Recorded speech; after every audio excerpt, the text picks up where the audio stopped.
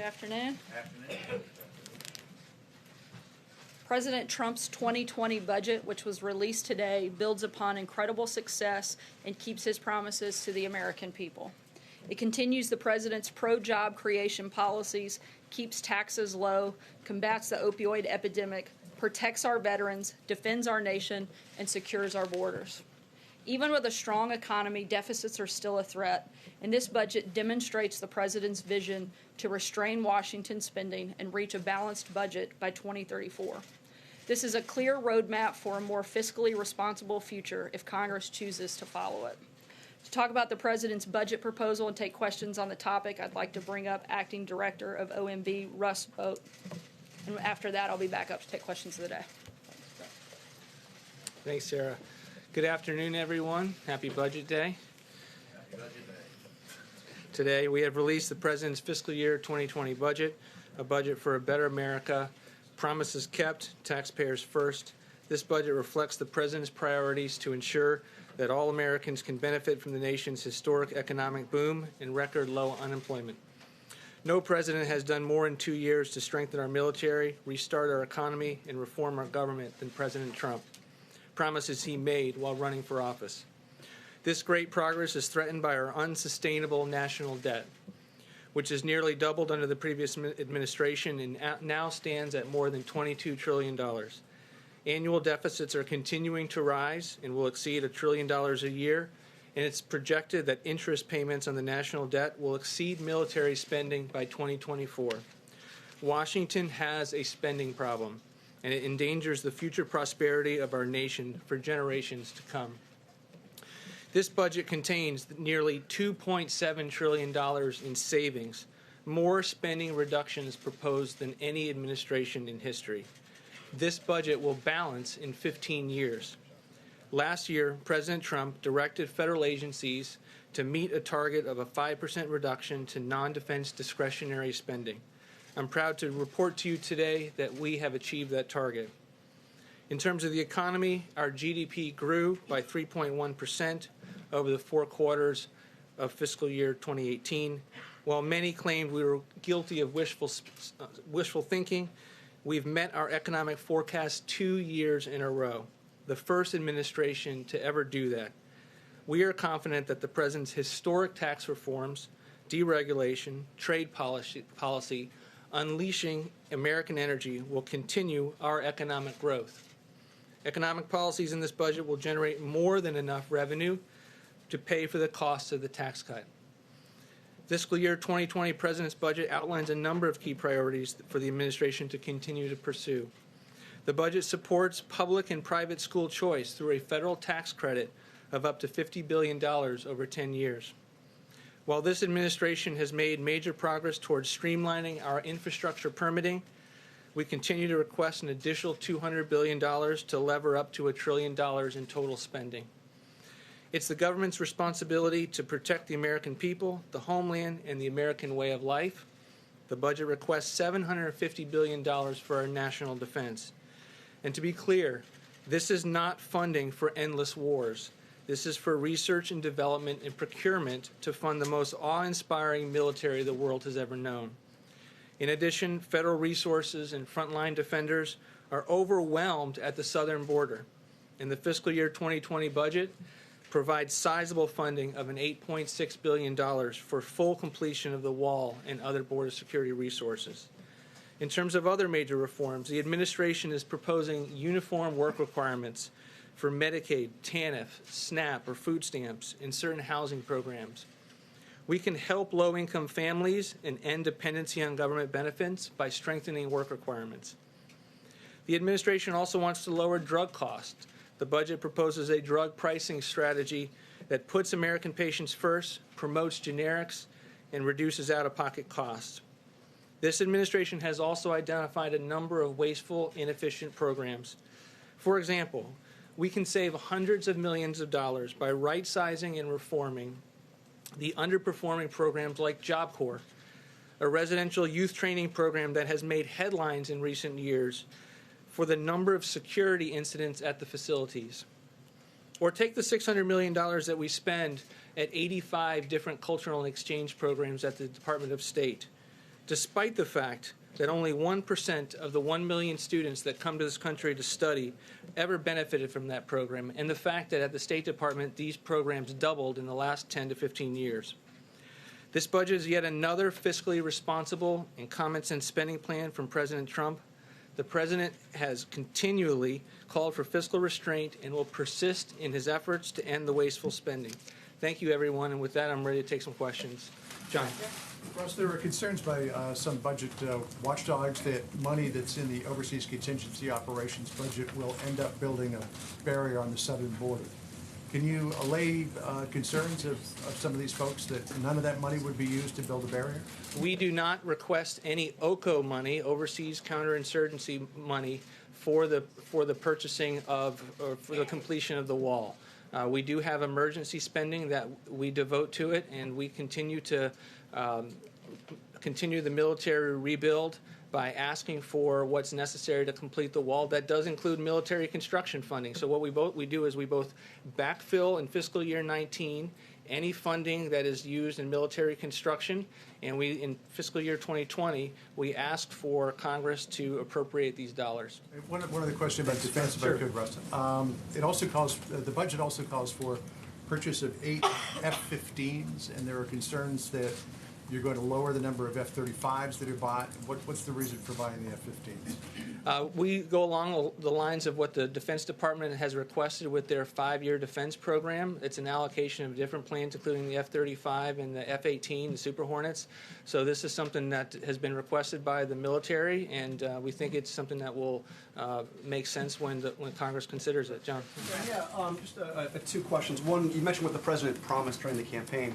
During the campaign, he also promised that he would eliminate the national debt within 8 years.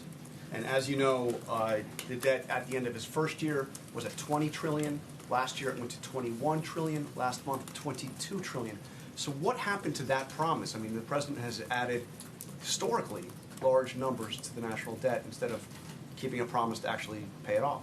Look, again, the last administration nearly doubled the national debt, and when this president ran for office, he made a commitment to the American people that he would attempt to tackle the debt within 8 years. This president did that the very first year that he came to office by sending forth a budget that balanced within 10 years and had more spending reductions than any in history. Well, he's added $2 trillion, more than $2 trillion to the national debt. He also came into office and had an economic recovery that was needed to put people back to work, get the economy going, and to rebuild the military, and had historic levels of military at $700 and $716 billion in national defense dollars. At the same time, Congress has been ignoring the president's spending reductions for the last 2 years. It's only now in our third budget that they're willing to have a conversation about the national debt. We've been trying to have it since we got to office. The president is putting forward these reductions. He's putting forward a 5% cut to non-defense discretionary spending. He's putting forward reforms to mandatory programs that are on autopilot while keeping his commitment to American seniors by not making changes to Medicare and Social Security. Yes. 2 quick questions. One, to go back to drill down a little bit on what John Carl asked. If the deficit is such a problem, why not at least cut the rate of increase to the defense and to the defense budget? And secondly, he has said promises kept, but we're cutting Medicare. How does that keep his promise to the American people? He's not cutting Medicare in this budget. What we are doing is putting forward reforms that lower drug prices, that because Medicare pays a very large share of drug prices in this country, has the impact of finding savings. We're also finding waste, fraud, and abuse. But Medicare spending will go up every single year by healthy margins, and there are no structural changes for Medicare beneficiaries. The defense budget, why not at least cut the rate of increase if the deficit is such concern, it's in the trillions, why not cut at least the increase? Because he's the commander-in-chief, and he thinks it's important to secure the country. It's one of his most basic constitutional responsibilities. The military put forward a 5-year defense plan. It was done over a series of years about the needs, which gets back to John's question. We are going along with that 5-year defense plan. In addition, we're putting additional dollars towards the military construction funds that we have tapped. Fred. Yeah, thanks, Rob. Yeah, a couple.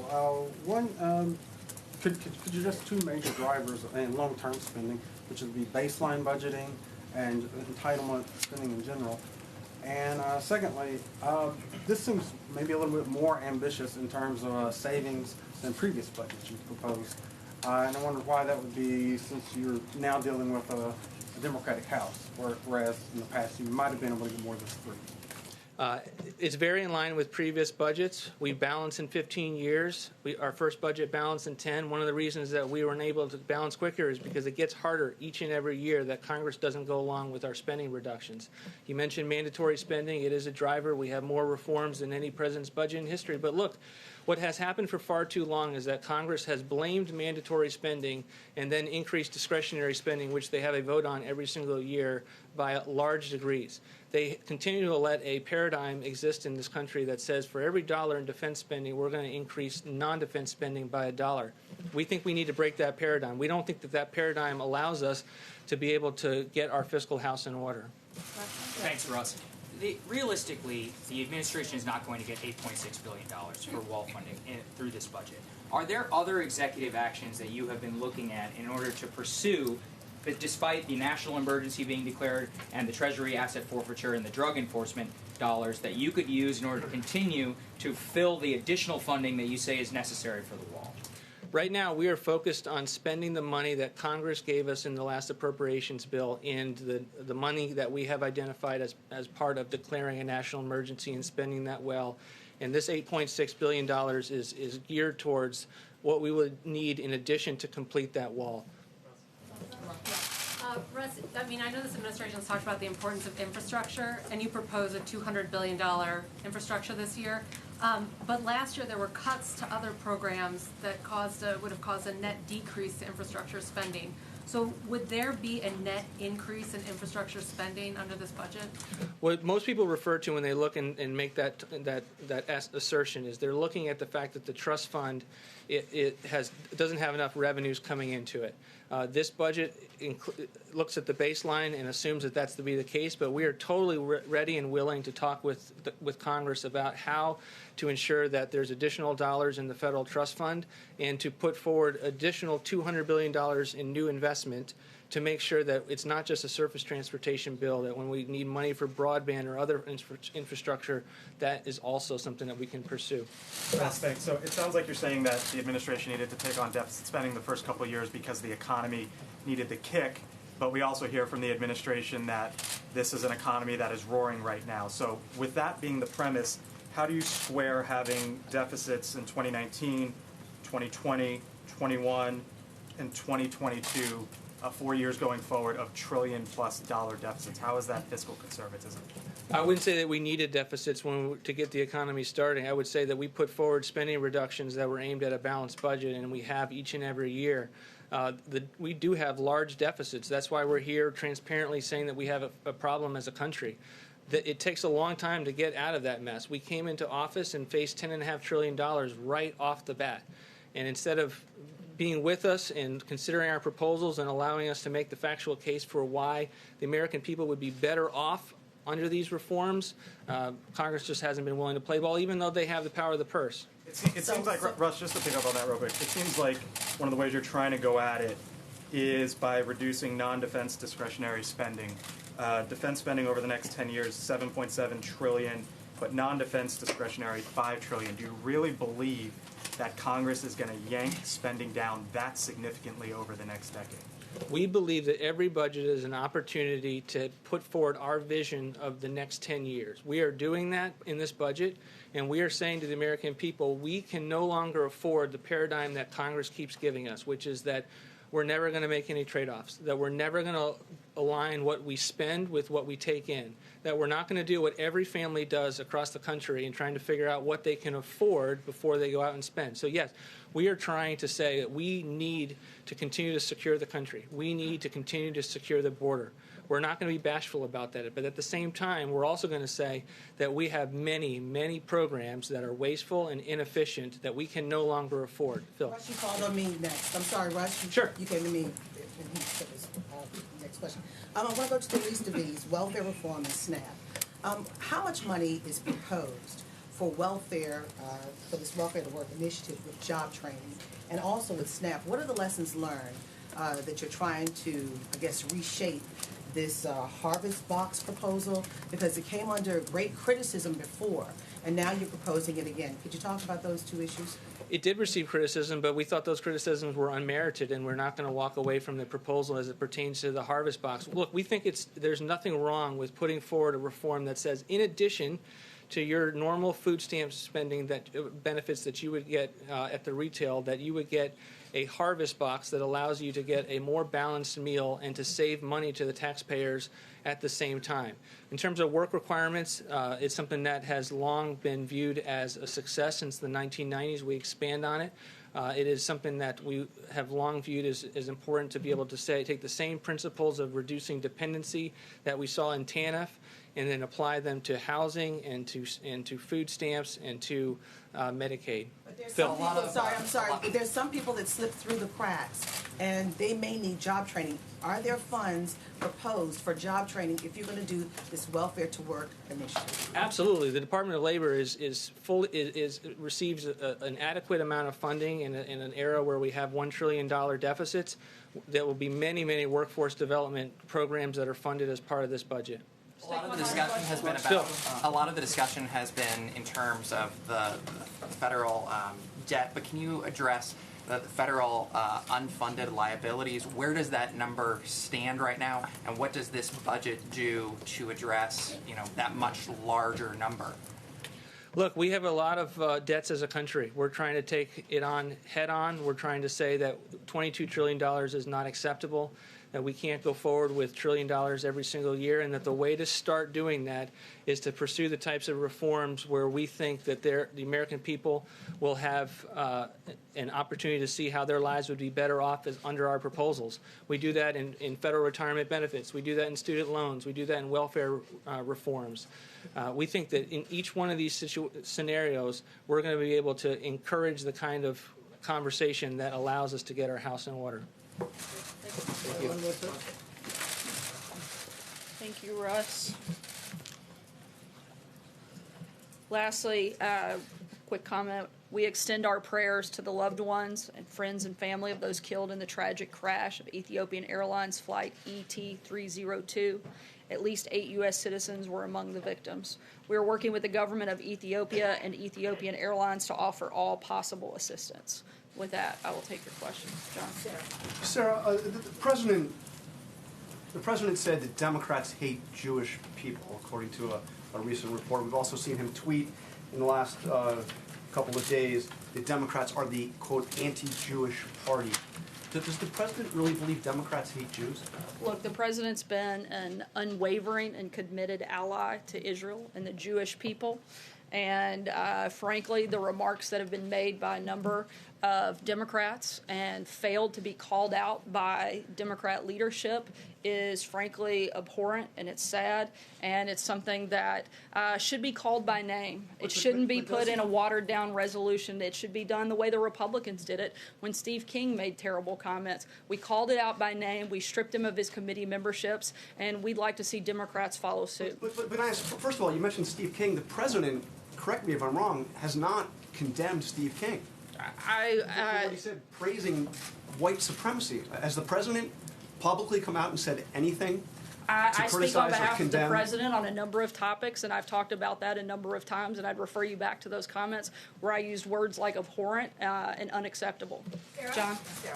We're getting some word that the president plans to nominate Patrick Shanahan later this week to be the Secretary of Defense, elevating him from the acting position. Can you tell us whether or not that is going to happen? I'm not going to make any personnel announcements at this time. I can tell you that the president has a great deal of respect for acting Defense Secretary Shanahan. He likes him, and when the president's ready to make an announcement on that front, he certainly will. There are a lot of actings in the administration these days. Any possibility of removing acting from Mick Mulvaney's title? Certainly a lot of possibility there. Some of the reason that we have actings is because we're waiting on the confirmation process, at least for a couple of those folks, and we hope that moves forward quickly. Sarah, I wanted to follow up on what the latest with China is. Has the president made an offer for a Mar-a-Lago date? And there's also some reports that the Chinese feel the president's an unreliable negotiating partner after walking out on the North Korea Can we talks. start with the first one? In terms of whether or not we have a date set, not yet. We're continuing in negotiations with China. When we have an announcement for the two leaders to sit down, we'll certainly let you know. And what would you say to the concerns by the Chinese that the president's an unreliable negotiating partner after the talks with North Korea broke down and he walked I would say that's absurd. The president's going to make a deal if it's a good deal. He's going to make a deal if it's in the best interest of America. And if he doesn't feel like it's a good deal, it's not worth just signing a piece of paper. And the president didn't feel like what was on the table was enough. The president's 100% committed to denuclearization of the peninsula, and he's going to make sure that whatever we do furthers that process. We'll see what happens with North Korea the same way we're going to see what happens in the negotiations with China. They're ongoing, and the president's going to make sure whatever deal we get is in our best interest, that it's fair and reciprocal trade, that it protects our intellectual property, and that it actually has safeguards to make sure that the Chinese follow through with whatever commitments that they make. Blake? Sarah, picking up on that, does the president have any plans to speak with President Xi over the phone? I'm not aware of any scheduled calls, but if we have any, we'll certainly keep you posted. Is that the most likely step here, that they speak on the phone beforehand, or is it possible that these two still meet at the end of the month or the beginning? We're going to keep everything on the table. Again, negotiations are ongoing. The president's team, as well as the Chinese delegation, continue conversations, and when they feel like it's time for the two leaders to sit down, we'll make that happen. Francesca? Thanks, Sarah. I have a news of the day question, but I didn't get asked my budget question before, so can I try You missed to a big moment. I The did. guy with Well, all the maybe I'll still details. have it. All right, so in the budget, the way that I see it, and there's a lot of pages to go through, it keeps referring to Western Hemisphere with regards to foreign aid spending, but nothing specifically about Central America. The president has said that he wants to cut money to Central America. In fact, he could cut it all. Is that in the budget? I don't have any specific update on that front. I don't think there's a different policy. On the news today, the big vote's coming up this week in the Senate on the resolution with regards to the national emergency. What is the president doing to stop a rebellion among Republican senators? We know that a rising number has been reported as many as 10 or 15 could vote against that. What's the president doing about that? He's doing his job. He's doing what Congress should be doing. He took an oath of office, and he has a constitutional duty to protect the people of this country. We have a humanitarian and national security crisis at our border, and the president's doing his job in addressing it. He gave Congress a number of opportunities to actually address it, and they failed to do so. So the president is taking his constitutional authority that Congress granted him. Let's not forget, the only reason he has the authority to call a national emergency is because Congress gave him the right to do so. They failed to do their job. The president's fulfilling his duty, and he's going to make sure he does what is necessary to protect the people of this country, secure our borders. Calls or meetings that he might be taking with senators who he believes could be voting for that resolution. Certainly, we talk to a number of members every single day, certainly at the presidential and the staff level, and we're going to continue to engage with them in this process. Sarah, what is the administration specifically doing to look into Secretary Acosta's role in the secret plea deal for Jeffrey Epstein? Does the president have any misgivings about the role that this top official played in this deal? That's currently under review. Because of that, I can't get into a lot of specifics, but we're certainly looking at it. Any timeline for that review, sir? I'm not aware of a specific timeline. So I have a question for you, but I also have a follow-up to a colleague because I didn't hear you actually answer the question. So yes or no, does the president truly believe that Democrats hate Jews? I am not going to comment on a potentially leaked document. I can tell you what I can tell you. Does he think Democrats hate Jewish people, as he said on the South? I think that they've had a lot of opportunities over the last few weeks to condemn some abhorrent comments. I'm trying to answer. If you'd stop talking, I'll finish my statement. The president has had and laid out clearly his position on this matter. Democrats have had a number of opportunities to condemn specific comments and have refused to do that. That's a question, frankly, I think you should ask Democrats what their position is Congress, since they're unwilling to call this what it is and call it out by name and take actual action against members who have done things like this, like the Republicans have done when they had the same opportunity. I want to ask about Paul Manafort, but I just want to be very clear. You're not answering the question. Is there a reason? I believe I answered it twice. You didn't say yes or no. Does he really believe Democrats hate Jews? I'm just trying to get a sense of that. I think that's a question you ought to ask the Democrats. Let me ask you about Paul Manafort. Why hadn't, obviously Paul Manafort goes for the second half of the sentencing this week, why hasn't the president ruled out a pardon for Paul Manafort? The president has made his position on that clear, and he'll make a decision when he's ready. On pardons, last week the president tweeted that Michael Cohen, quote, directly asked me for a pardon. When did that happen? Was that when was Cohen here at the White House and came into the Oval Office and asked the president for a pardon? Did it happen on the phone?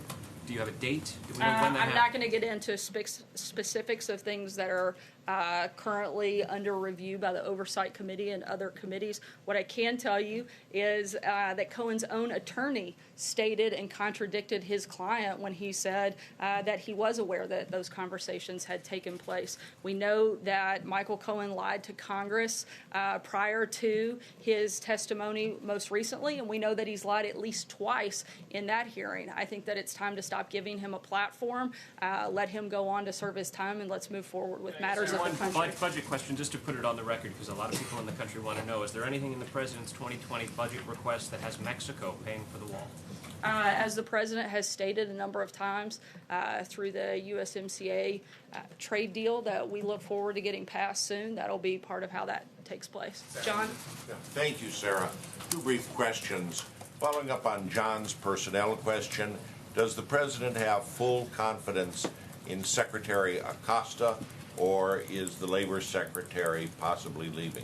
I'm not aware of any personnel changes, but again, those things are currently under review. When we have an update, I'll let you know. The other question is the president in discussion about signing an executive order to undo Executive Order 13166, President Clinton's executive order. I was going to say, I hope you tell me what that one is. Yeah.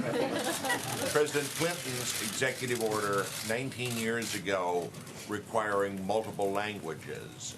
A new executive order, I am told, would make English the official language in government. I'm not aware of a specific executive order that's been drafted, but that is the position of the White House. Jim?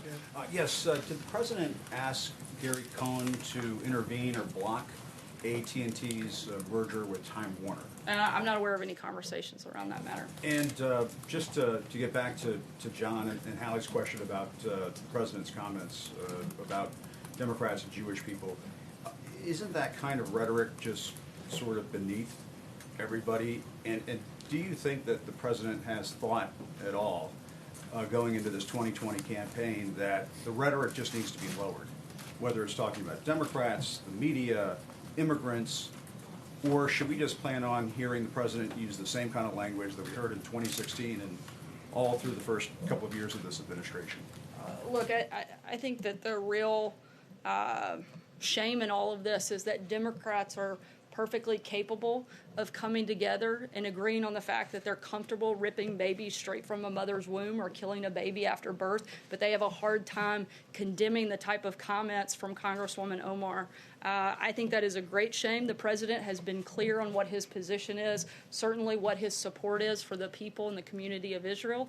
And beyond that, I don't have anything further for you, Jim. That just sort of drags down the rhetoric in the debate when you're saying something that's just patently untrue. I mean, obviously, stating their policy positions is not patently untrue. But Democrats don't hate Jewish people. It's just silly. It's not true. I think they should call out their members by name, and we've made that clear. I don't have anything further. April? President, you know, sorry, Jim. his April rhetoric after Charlottesville saying that there are very fine people on both sides in Charlottesville, essentially suggesting that there are very fine people in the Nazis. That's not at all what the president was stating. Not at any point. The president has been incredibly clear and consistently and repeatedly condemned hatred, bigotry, racism in all of its forms, whether it's in America or anywhere else. And to say otherwise is simply untrue. April. That's kind of along what I was asking, two questions, but that's kind of along what I was asking.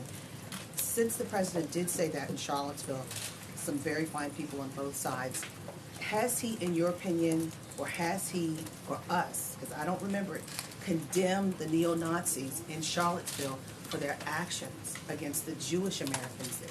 The president has condemned neo-Nazis and called them by name, which is what we are asking Democrats to do when they see this same type of hatred. Deborah. Also, can we expect Sorry, to I'm have- going to keep moving. Deborah, go ahead. Can we expect to have briefings more often now, since there have been a little bit of changing atmosphere here? I haven't noticed a change in the atmosphere. I know that the president's the most accessible president in modern history. I know that he takes questions from you guys nearly every single day, and on days he doesn't, sometimes I do it from here. We answer hundreds of questions from reporters all over the world every day. We're going to continue to do that. Sometimes we'll do it from this room. Sometimes we'll do it in other venues and other platforms. And let me, in the new spending blueprint, the OMB, why did the OMB include money for the Yucca Mountain? I'm sorry, can you say it a little louder? Yes, I can. Why did the OMB include money for the Yucca Mountain nuclear waste repository? And what are the chances, it's in your spending blueprint, and what are the chances that Congress will actually enact that? I think that the chances that Congress will do its job based on historical precedent over the last couple of months are probably unlikely, but that doesn't mean we're not hopeful that they will work with us, look for ways that we can reduce spending and protect our military, do things like that which you see in the president's budget. We'd love for them to work with us on that. Can you tell us a little bit about what the thinking was to put that in? I'm not aware of any specific policy changes on that front or anything on there. I'll let you know if we have something. One last question, Paula. Sir, why did the president write a check to Michael Cohen for $35,000 in August of 2017 while he was here in the White House? What was that money for? I'm not aware of those specific About this, he specifically accused the president of engaging in a conspiracy to conceal campaign finance violations. He presented the check. The president's been clear that there wasn't a campaign violation. Beyond that, I can't get in. He didn't know about these hush money. Beyond that, I His can't. story has changed. Again, I would refer you back to the president's comments. That's not something I'm a part of, and I would refer you to the president's outside counsel beyond his comments. He did during his time at the White House. Does the White House deny that the president is individual one? I'm sorry? Individual one in the Southern District of New York. Again, the I'm not person going to who directed comment Michael on that Cohen? on an ongoing case. That's not something I would be a part of here at the White House, and I would refer you to outside counsel. What I can tell you is the president has stated his position and made it clear. Thanks so much, guys. Sarah, why did the president deny saying something that was caught on tape, on camera? Sarah, why do you later deny it?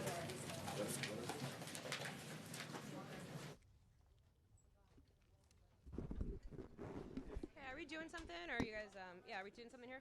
How long was it? Guys, hello. Hi. Yeah, are we doing something or no?